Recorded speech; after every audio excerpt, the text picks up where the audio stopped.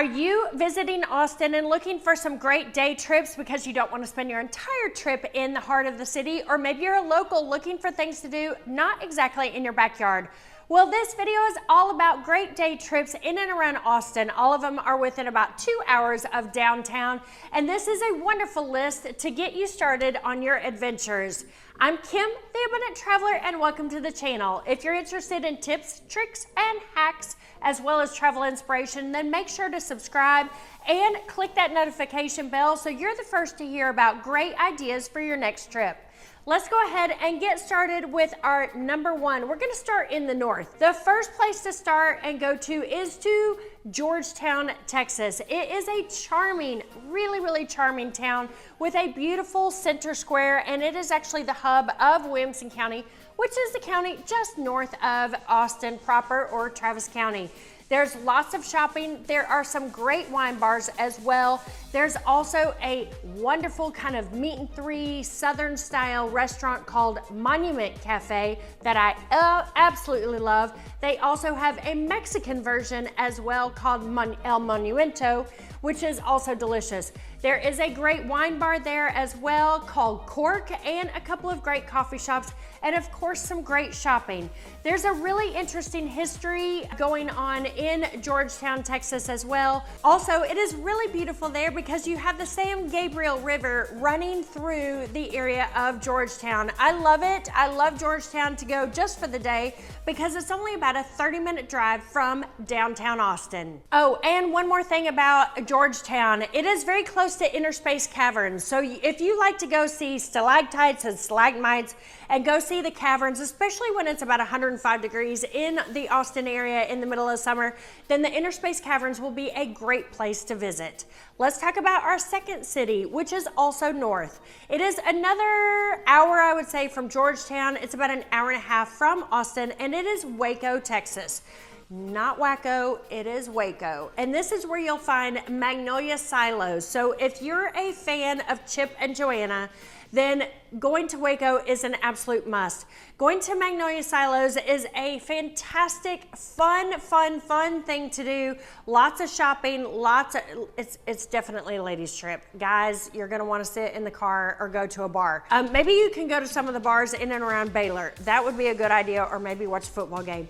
Magnolia Silos is definitely for the ladies, and it's a lot of fun. Also, which is great, they have a restaurant called Magnolia Table, and there the food is delicious, it's packed, it's also sort of family oriented and Southern cooking. It's really nice, beautiful layout, and beautiful food as well. I've already mentioned Baylor, but let's talk about the actual university. You can take a tour of the university, go to a football game, cheer on in your green and yellow, and have a great time for a great university town that Waco is.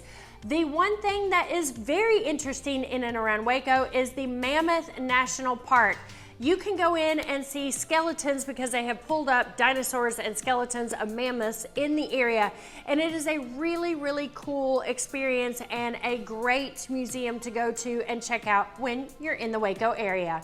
The last thing to visit in Waco, if you're adventurous, is the Waco Surf Resort. So if you would like to go surfing in the middle of Texas where there are no waves, then try the Waco Surf Resort. They have classes all of the time. They also have professional competitions there. It's quite a cool experience to go check out the Waco Surf Resort. If you're headed to Austin for a vacation, then go to the description below and download my free 3-day itinerary for Austin. It has some great restaurants, things to do, segways, really fun, great itinerary, sort of moment by moment while you're in town. Additionally, if you go to the description below, you can check out all of my great resources from my favorite VPN, which is Surfshark, where you can get an 82% discount and 2 months free by using the link in the description. Also, my favorite travel insurance, as well as MedJet, which is a medical evac. And finally, there is FareDrop, which is a wonderful way to check out all of the cheap flights, both domestically, internationally, and business flights. So go to the description below, get that itinerary, as well as check out all of my favorite links. Now that we've covered north of Austin, let's head east now. And there are two great cities to visit. One is Lockhart, which is about 30 minutes southeast, and it is the barbecue capital of Texas. My recommendation, you're gonna think I'm crazy, my recommendation is to go with a couple of friends and go to several barbecue joints in the same day. Yes, you're gonna have the meat sweats. Yes, it's gonna be tough when you're done, but it is well worth tasting all the different barbecue at the different places. So my first stop would be Smitty's, and my favorite thing at Smitty's are their sausages. The next stop that I would go to is Black's, and Black's is known for their brisket, all their sides. They have a ton of sides, as well as their beef ribs, and a beef rib is gonna be very expensive and about this big. It's crazy, but it's well worth it to try it there. On Saturdays, if you get there in time, you can also go on the square in Lockhart and go to Barb's BQ. It is a barbecue joint, only open on Saturday, only open until they run out of food, and it is run and owned by women. So the style is totally different. The meat tastes totally different, and what I absolutely love, I think they have the most sophisticated and tasty sides there at Barb's.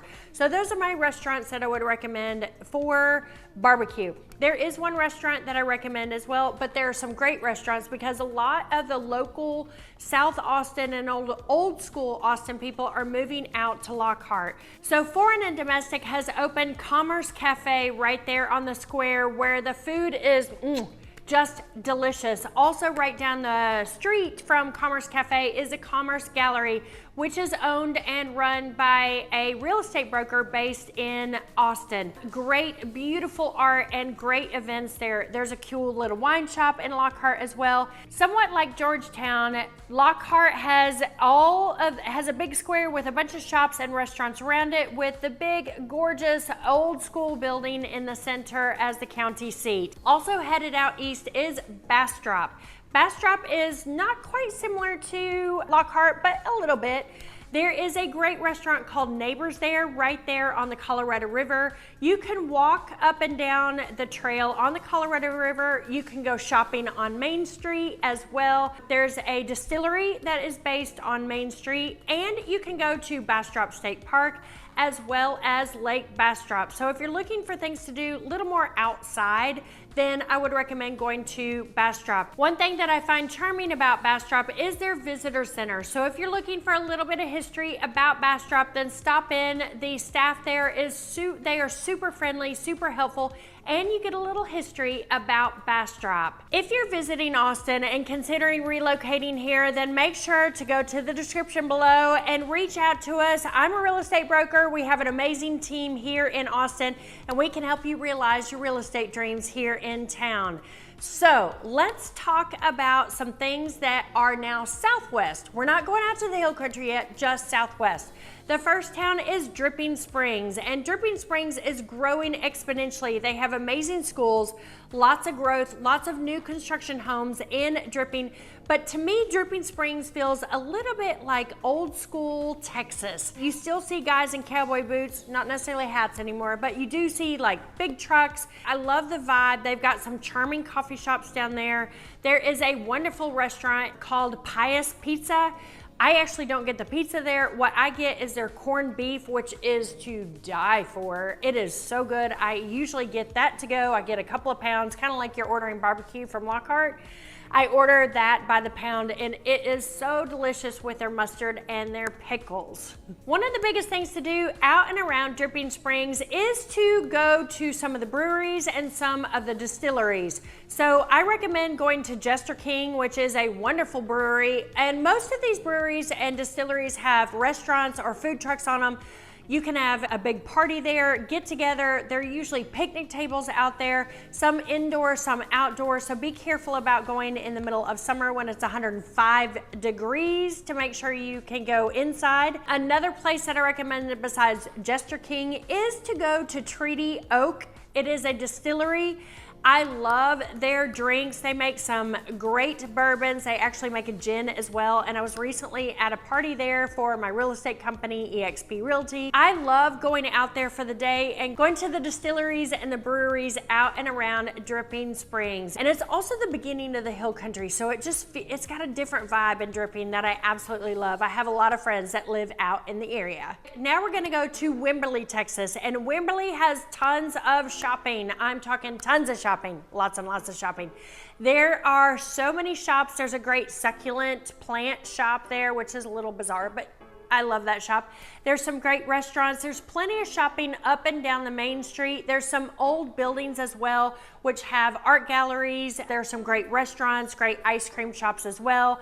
There is a great restaurant called the Leaning Pear, where it's a more of an upscale restaurant that you can go to, where they have seating inside as well as outside, because Wimberly is located on the Blanco River, and it is so much fun to take, and I'm serious, the Blanco River is only about this deep in a lot of places, so you can take a lawn chair, sit out in your lawn chair in the middle of the Blanco River and have a beer or a glass of wine in the middle of the day and just enjoy the little bit of the lazy river rolling down. So even though the Blanco River looks a little bit lazy and a little bit harmless, just be careful and note and pay attention to the locals in the area, because the Blanco River does flood, so you don't want to get caught in Wimberly when there might be a flood, because that's a terrible place to be. So if you're going to be going to Wimberly, there are two additional things that I might try. One, especially if you're going to spend the night, there is this really cool place to stay called Yurtopia.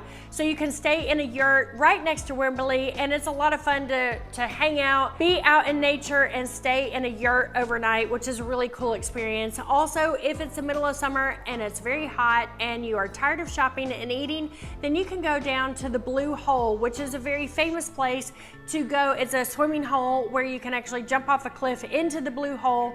And the reason it's called the Blue Hole is because it's literally a hole that is deeper, and so the water is bright blue. I love Wimberly. I love going there on the weekend, like I'm spending a Saturday there. They also have one day a month, they have a huge flea market in Wimberly, which is a lot of fun as well. You can do all of your shopping, anything that you need, all of your knickknacks and trinkets, woodworking, etc. So go to the once a month flea market in Wimberly, or just hang out there on a Saturday and enjoy the shopping and enjoy the food. Now that we've been southwest, let's go straight south of Austin. The first town that we're going to visit is about 30 minutes, 25 minutes from Austin, and it's New Braunsfels. It is a great place to be for Oktoberfest. They're famous for their Oktoberfest, and it is one of the towns that was settled by the Germans. A couple of things that are really fun to do in the area is to go to Green Hall and go dancing at Green Hall. It is a huge dance hall. Great bands, some of the best bands across, best country bands across the entire country will come to Green Hall, and it is so much fun to go get your dance on, get your boot scoot on. Remember, no line dancing, only two-stepping where we are here in Texas. No line dancing, you'll get kicked off and kicked out of the bar. But Green Hall is a great place to go listen to music, see people dance, and learn to dance yourself. Sometimes they have dance lessons. The other great thing to do in New Braunsfels is to float the Guadalupe. It is so much fun and so redneck to float the river. You're in an inner tube, you and all your friends are connected, you have ropes between the different inner tubes. It is so much fun to spend a day in the summer, and if you aren't working, it's probably better to do the summer on a weekday than a weekend, because the weekends are so busy. But floating the Guadalupe is such a fun thing to do in New Braunsfels. Our next stop straight south is a very famous place to visit, and that is San Antonio. San Antonio is known for its Riverwalk, its Mexican food, and for the Alamo. So going to San Antonio is about an hour-and-a-half drive down I-35 from Austin. Even though it's 80 miles, it takes about an hour and a half. Couple of great things. So yes, you have to go visit the Alamo, and remember, the Alamo is actually a lot smaller than you think it is. Also, going to the Riverwalk, there's great restaurants. I'm not going to recommend any necessarily, because you can just walk up and down the Riverwalk and enjoy margaritas and Mexican food all the way up and down. Another area to go to in San Antonio is the Pearl Street District. That's where you're gonna find some cool restaurants, some great bars, some great hotels as well. And I would recommend, if you're going to be spending the night in San Antonio, that you stay in the Pearl Street District, or actually on the Riverwalk. But of course me, I'd rather stay on the Pearl Street District Hotel. A couple of restaurants I recommend in the Pearl Street District are Southerly Fine Foods, as well as Quality Lady Daughter Asian House. Those are two incredible restaurants that I would suggest you try while you're visiting San Antonio. Now that we're in San Antonio, we're gonna start heading up to the hill country. The first stop, I'm just gonna make a mention of this. It is a small town similar to Fredricksburg, but if you are looking for a great stopping off point, then I would recommend going to Boerne. There are some great shops, there's great homes around there, there are great Airbnbs as well, and a couple of fun restaurants to try. I don't know if I would spend the night there, but it is definitely worth stopping by. So let's go ahead and talk about Fredricksburg. Fredricksburg is probably the most famous place to visit in the entire hill country. It's a lot of fun. It's a German town. It's very similar to New Braunsfels, and there is so much to do. First of all, Main Street shopping. You can shop from morning till night at Main Street. There are so many places to go see and lots of shopping. So make sure to bring some extra bags for whatever you're gonna buy so you can carry home. There are a couple of restaurants that I recommend there on the Main Street. There are a couple of German restaurants, but I do recommend going to Vaudeville. It's got a cool vibe. They also have some great parties there as well. Also, in the evenings in Fredricksburg, it's a great place to go listen to music. There's some great country bands that come through Fredricksburg on a regular basis. I would definitely spend the night in Fredricksburg because there is so much to do, more than some of the other cities. So day trips, I'd probably spend the night in San Antonio, and I'd probably spend the night in Fredricksburg, and the rest of them I probably would use as a day trip. Couple of restaurants I recommend besides Vaudeville. I would suggest going to Otto's, which is delicious, high-end, delicious food. I would also recommend going to the Herb Garden. It's a beautiful restaurant. It's also a wonderful place to stay. So if you're looking for a charming bed and breakfast, more exclusive, higher end, then maybe the Herb Garden is the perfect place for you. One other thing to mention, if you're not much of a shopper and you're just coming in to do some hiking, then going to Enchanted Rock is the perfect day hike. Just make sure that you go there early in the morning because the parking lots fill up, and of course in summer it gets really hot and overcrowded. So make sure to show up early in the morning if you want to park at Enchanted Rock and get a ticket to get into the park. Enchanted Rock is such a weird thing when you drive up on it. You're driving down the highway and all of a sudden you see this gigantic boulder, and when I say gigantic, it's going to take you 30 minutes to walk up this boulder. It's sort of like Ayers Rock in Australia. Not quite as impressive, but it's got that same vibe. So if you're a hiker, going to Enchanted Rock is a really fun thing to do as well.